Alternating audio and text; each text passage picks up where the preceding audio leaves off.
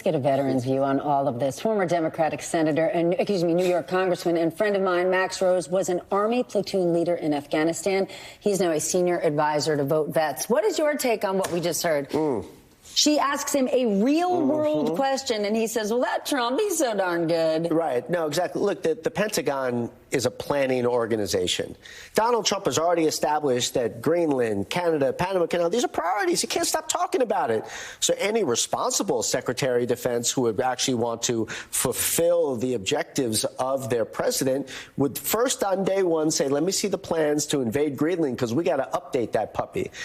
But Pete Hegseth has no concern with the actual job whatsoever.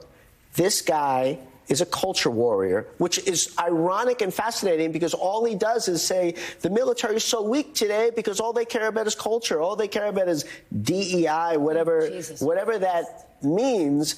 But never once today did he talk about war fighting. Never once today did he talk about anything substantive whatsoever. Then did your former colleagues in the Senate make a mistake in asking him questions about his drinking, his misogyny, his infidelity?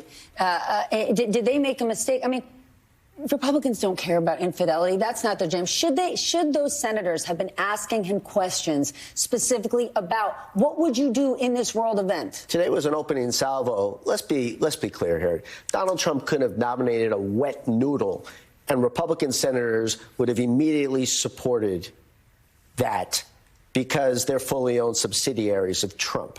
Plain and simple. So what we saw today was the first stage in how do we hold the Trump administration accountable in regards to its foreign policy. And that's what was so unimpressive about it all, because Pete Hegseth once again did not show that he has actually any substantive thoughts about how to assume this job on day one. That's the lane for these senators. Why aren't these senators worried about that, right? Let's say they all rubber stamp the guy and he goes through, and all of the other nominees go through. Then they have to fulfill these roles in complicated, hugely important jobs, and it will be on full display for all the country to see. Well, I guess you can't take the politics out of politics, and they saw Trump win, and they would rather not face the MAGA base, where that MAGA base covers their primary, and they're obviously worried about their next reelection. But what they're failing to see here is losing a primary is not the worst thing that could happen. Worst thing that could happen to you is that you have dereliction of duty. You fail to actually do your job, which is to properly hold the administration accountable, irrespective of their political affiliation.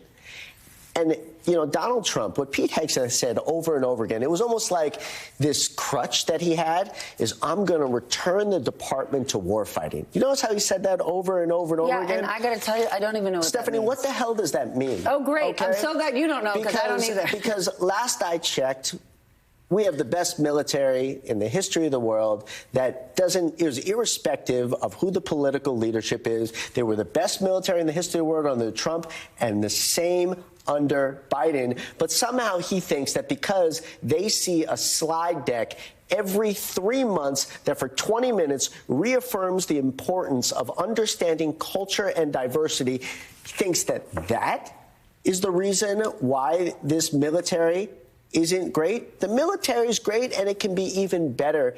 And the military deserves a leader who says that, who believes in these men and women, and also believes that there's strength in their diversity and their cultural understanding of one another.